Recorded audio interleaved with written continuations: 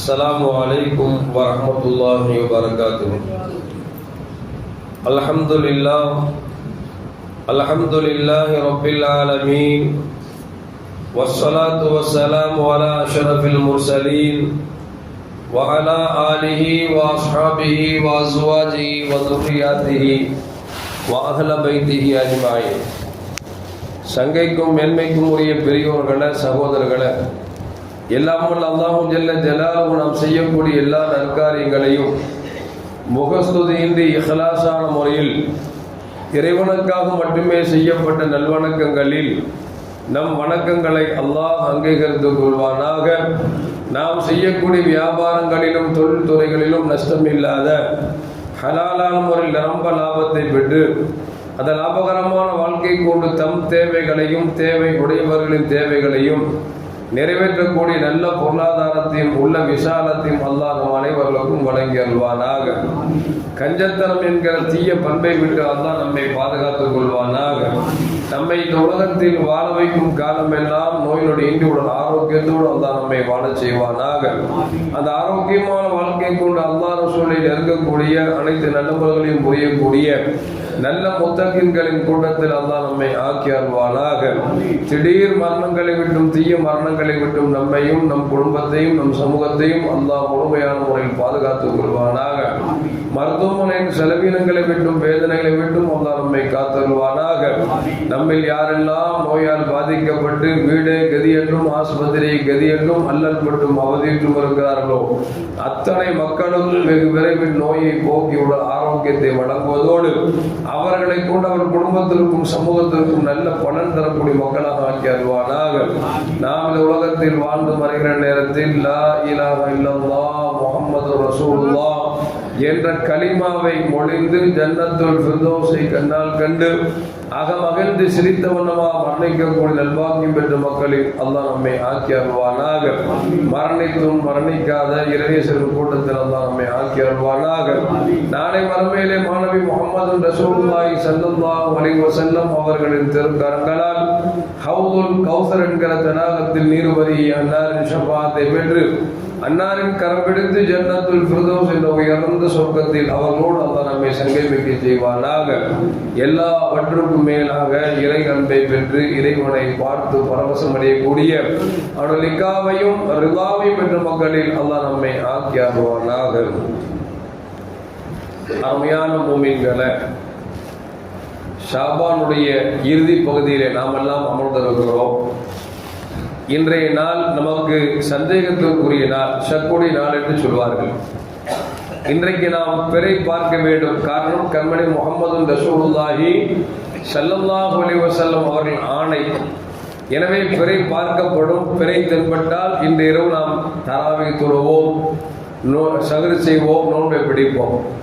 ஒருவேளை பிறை தென்படவில்லை என்று சொன்னால் நாம் இஷாவை தொழுவோம். அதற்கு பிறகு நாளை என்று வருகிற பொழுது பிறை பார்த்தாலும் பார்க்காவிட்டாலும் அது கன்ஃபார்ம் ஆகிவிடும் ரமதான் ஒன்று என்று சொன்னால், கண்மணி முஹம்மது ரசூலுல்லாஹி ஸல்லல்லாஹு அலைஹி வஸல்லம் சொன்னார்கள், பிறை பார்த்து நோன்பு வையுங்கள், பிறை பார்த்து நோன்பை விடுங்கள் என்று சொன்னார்கள். ஒருவேளை உங்களுக்கு பிறை தென்படவில்லை என்று சொன்னால் நீங்கள் ஷாபானை 30 கணக்கிட்டு நீங்கள் நோன்பு நோருங்கள் என்று பெருமானார் ஸல்லல்லாஹு அலைஹி இருக்கிறார். நம்ம இப்ப அமர்ந்திருக்கிற இந்த நாள் என்பது ஷாபானுடைய 29வது நாள். இன்றைக்கு அமர்ந்திருக்கிறோம். இன்னைக்கு நைட்டு பெற பார்க்கணும். பெற தென்பட்டால் நம்ம நோன்பு வைப்போம், அல்ல காந்தியார் அறிவிச்சா நோன்பு வைப்போம். பிறை தென்படவில்லை என்று சொன்னால், காந்தியார் அறிவிக்கவில்லை என்று சொன்னால், நாளைக்கு பிறை பார்க்க சுண்ணத்துக்கான பார்க்கலாமே தவிர நாளைக்கு பிற தெரிஞ்சாலும் தெரியாட்டாலும் என்ன செஞ்சிடணும், நோன்பு வச்சோம். ஏன்னா நம்மை பொறுத்த வரைக்கும் ஒன்று நாட்கள் 29 அல்லது 30 தான் வருமே தவிர நம்ம இங்கிலீஷ் மாதம் மாதிரி 31 வராது. அதனால இன்னைக்கு 29, நாளைக்கு 30 முடிஞ்சிருச்சு அப்படின்னா ரமலானுடைய நோன்பை வச்சிட வேண்டியதுதான். அதற்கு அப்படின்னா நேற்று மக்கால் எல்லாம் பெற பார்த்துட்டாங்கல்ல, அங்கே தராவை தொழுதுட்டாங்களே, நமக்கு மக்காவும் மதினாவும் அளவுகோல் அல்ல. ஏனென்றால் பெருமானார் ஸல்லல்லாஹு வார்த்தை தான் அளவுகோலை தவிர மக்கால பார்த்தாலும் சரி மதினால பார்த்தாலும் சரி அது அவங்களுக்கு தான். இன்னும் சொல்ல போனா மக்காவில் உள்ள உலமாக்களை பிறை அறிவிக்கிற போல சொல்றாங்க, இந்த மக்காவில் பிறை பார்த்தது என்பது உலகத்தில் எல்லோருக்கும் முன்பாக கடமையாக்கப்படாது. அவரவர் இடங்களில் நீங்கள் பார்த்துக்கின்றால் மட்டும்தான் நோன்பு வைக்க வேண்டும் என்று சொல்லியே மக்காவின் உலமாக்கள் முஃப்திகள் சொல்கிறார்கள் தவிர நாங்கள் பார்த்து விட்டோம் எனவே உலகம் எல்லாம் நீங்கள் நோன்பு வைங்கன்னு சொல்லி அவங்களும் சொல்றது இல்லை. அதனால மக்காவும் முதலாவது அளவுகோல் அல்ல என்பதை நாம் விளங்கிக் கொள்ள வேண்டும். ஒருவேளை பிற பார்க்காம மக்கால பார்த்துட்டாங்க அப்படின்னு நீங்க நோன்பு வைக்கிறாங்கன்னு வச்சுங்களேன். நான் கடந்த ஜும்மாலே சொன்னேன், ரசூலுல்லாஹ் சொல்லுவாங்க, யார் ஷக்குடைய நாளில் பிறை பார்க்காமல் நோன்பு வைக்கிறார்களோ அவர்கள் நம்மை சார்ந்தவன் அல்ல என்று பெருமானார் ஸல்லல்லாஹு அலைஹி வஸல்லம் கடும் வார்த்தை சொல்றாங்க. சொல்லுவோம்ல, பெத்த பிள்ளை சேட்டப்பட்டா உன்னை நான் பெக்கவே இல்லடா, என் பிள்ளையே இல்லடா அப்படின்னு அர்த்தம். அது எவ்வளவு அசிங்கமான வார்த்தைக்கு உட்பட்டது அப்படிங்கிறத கொஞ்சம் யோசிச்சு பார்க்கணும். அதனால முடிந்த வரைக்கும் நமக்கு எங்க கட்டுப்படணும் அப்படின்னா நம்ம காந்தியார் கட்டுப்பட வேண்டியதுதான். நமக்கு பிறை தென்பட்டால் காந்தியார் அறிவிக்கணும். பிறை தென்படவில்லை என்று சொன்னால் காந்தியார் சொல்றாரான்னு பார்க்கணும். அவர் அறிவிச்சா மட்டும்தான் நோன்பை தவிர இல்ல மக்கால பிடிச்சிட்டாங்க, மலேசியால பிடிச்சிட்டாங்க, சிங்கப்பூர்ல பிடிச்சிட்டாங்க, நமக்கு அது அவசியமே இல்லை. ஏன்னா நம்ம எல்லாம் சுன்னத் ஜமாத்துக்காரங்க ரொம்ப தெளிவா இருக்கிறோம். ரசூலுல்லாஹ் சொன்னதான் செய்வோம் தவிர அதுக்கு மாற்றம் செய்ய மாட்டோம்.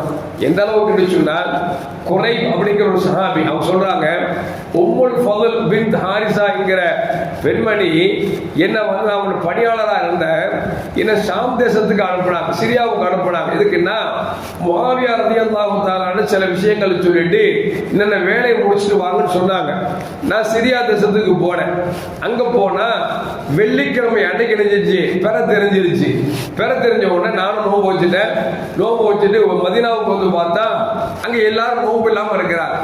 இப்னு அப்பாஸ் ரலியல்லாஹு அன்ஹு கேட்டேன், இந்த மாதிரி அங்க ஷாம் தேசத்துல வெள்ளிக்கிழமை பர பார்த்துட்டுமே நோன்பு வச்சிருக்கிறேன் அப்படின்னு உடனே இங்கெல்லாம் யாரும் நோன்பு வைக்கலையா அப்படின்னு கேட்டார். இப்னு அப்பாஸ் சொன்னாங்களா, இங்க பெற தெரியல அதனால நோன்பு வைக்கல. இப்போ குறைபிரதி எல்லாம் கேட்கிறாங்க, ஷாம் தேசத்துல பார்த்த பிறையை கொண்டு மதீனா மக்கள் நோன்பு வச்சிருக்கலாமா இல்லையா அப்படின்னு சொல்லும் பொழுது இப்னு அப்பாஸ் சொன்னாங்களா, ரசூலுல்லாஹ் நமக்கு அப்படியா சொல்லி கொடுத்திருக்கிறாங்க. நபி என்ன சொன்னாங்க, பிறை பார்த்து நோன்பு வைங்க, பிறை பார்த்து நோன்பு விடுங்கன்னு இருக்காங்க. ஒருவேளை பிறை தென்படவில்லை என்று சொன்னால் ஷஅபானை 30 கணக்கிட சொல்லியிருக்கிறார்கள். எனவே ஷாம் தேசத்திற்கு நீங்க சொல்றது கரெக்ட். மதீனாவுல பெற தெரியாதனால நாம் பிறை பார்த்துத்தான் நோன்பு வைக்க வேண்டும் என்பதால் பிறை பார்த்தோம் தென்படவில்லை. எனவே நாங்கள் ஷஅபானை 30 கணக்கிட்டு நபியின் சொல்லுக்கு முழுக்க கட்டுப்பட்டு நாங்கள் சனிக்கிழமை தான் நோன்பு வைப்போம் என்று இப்னு அப்பாஸ் ரலியல்லாஹு தஆலா சொன்னார்கள் என்பதையும் வரலாற்றிலே பதிவு செய்யப்பட்டிருக்கிறது என்று சொன்னால், அருமையான மக்களே, நாம குழம்ப வேண்டிய அவசியமே இல்லை. மலேசியால இருந்தாலும் சரி, சிங்கப்பூர்ல இருந்தாலும் சரி, என் பக்கத்திற்கு கேரளா இருந்தாலும் சரி, எங்க இருந்தாலும் நமக்கு அவசியமே இல்லை. தமிழகத்தை பொறுத்த வரைக்கும் ஒன்று நாம் பார்க்க வேண்டும். பார்க்க என்று சொன்னால் காந்தியாரையில் உதாரணத்துக்கு நான் பார்த்துருக்கேன்னு வச்சுங்களேன், நான் பார்த்து நோன்பு வைக்க கூடாது. ஏன்னா நான் பார்த்துட்டேன் அப்படின்னா நான் பார்த்ததை சாட்சியோடு சேர்ந்து காந்தியாருக்கு முன்னால் சமர்ப்பிக்கிறோம். நான் பார்த்தேன், இந்த மகல்லாவை சார்ந்தவர் அப்படின்னு செய்தி சொன்னீங்க அப்படின்னா அவர் நீங்க உண்மையாளரான விசாரிச்சுட்டு அவர் டிக்ளேர் பண்ணுவார். என்ன செய்யணும், நீங்க நோன்பு வைக்கலாம் அப்படின்னு சொன்னா மட்டும்தான் நோன்பு வைக்கணுமே தவிர ஊரே நோன்பு இல்லாம இருக்கும் பொழுது நான் மட்டும் என் கண்ணுக்கு பிற பார்த்தேன் சொல்லி நோன்பு வச்சா அது அழகாவா இருக்கும், அது அழகாவும் இருக்கு. அதனால முடிந்த வரைக்கும் பிறை பார்த்தால் காந்தியார் அறிவிக்கணும். நாம் பிறை பார்க்கவில்லை என்று சொன்னால் காந்தியார் அறிவித்தால் மட்டும்தான் நாம் நோன்பு வைக்க வேண்டும் தவிர அதை மீறி நாம் செய்யக்கூடாது என்பதை மறந்துவிடக் கூடாது. ஒருவேளை பிறை பார்க்கப்பட்டு விட்டால் இன்ஷா அல்லாஹ் இந்த இஷாவுடைய பாங்கு 8 மணிக்கும் தொழுகை 8:45 நடைபெறும். 9 மணிக்கு தராவி தொடர்ந்து நடைபெறும். ஒருவேளை பிறை பார்க்கப்படவில்லை என்று சொன்னால் இஷாவுடைய பாங்கு 7:45க்கும் ஜமாத் 8 மணிக்கும் நடைபெறும் என்பதை தெரிவித்துக் கொள்ளும். ஏன் சொல்றேன் அப்படின்னா இந்த செய்தி சொல்ல வச்சீங்களா, மகரிப் நேரத்தை வந்து எப்ப தொழுக கேட்டே இருப்பாங்க. ஆனா இந்த பரவல் வேண்டாங்கிறதுனாலதான் இப்பவுமே தகவல் கொடுத்துறேன். என்னன்னா பிறை பார்த்தால் மட்டும் பாங்கு இஷாவுடைய பாங்கு 8 மணிக்கும் ஜமாத் இஷாவுடைய ஜமாத் 8:45க்கும் அதை தொடர்ந்து தராவியும் நடைபெறுவதை தெரிவித்துக் கொள்கிறோம். எல்லாம் அல்லாஹ் ஜல்ல ஜலாலுஹு மார்க்கத்தில் தெளிவாக இருக்கக்கூடிய நல்ல பண்பாளர்களாக அல்லாஹ் நம்மை ஆக்கி அருள்வானாக. அஸ்ஸலாமு அலைக்கும் வரஹ்மத்துல்லாஹி வபரகாத்துஹு. ஸல்லல்லாஹு அலா முஹம்மத் வலைஹி வஸல்லம். ஸல்லல்லாஹு அலா முஹம்மத் ஸல்லல்லாஹு அலைஹி வஸல்லம். ஸல்லல்லாஹு அலா محمد يا ربي صل عليه وسلم.